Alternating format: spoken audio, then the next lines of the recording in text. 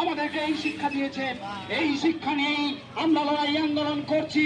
আজকে 4 জানুয়ারি যেমন বিক্ষোভ আন্দোলন মহকুমা দপ্তর মহকুমা শহরে হচ্ছে, একই রকম ভাবে আন্দোলনের ধারাবাহিকতায় 6 মার্চ গোটা পশ্চিমবঙ্গের জনগণ যাবে।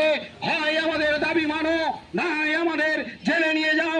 আমরা তোমাদের ওই আইন মানি না যে আইন করে তোমরা সাধারণ মানুষের চাকরির সুযোগ কেড়ে নিচ্ছ, যে আইন করে তোমরা আজকে সাধারণ মানুষের প্রতিবাদ আন্দোলনকে দমিয়ে রাখার চক্রান্ত করছো।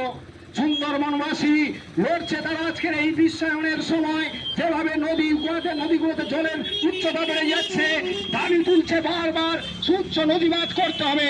ওরা বলছে টাকা নেই, অথচ হচ্ছে আমাদের ওই রকমই প্রাসাদম।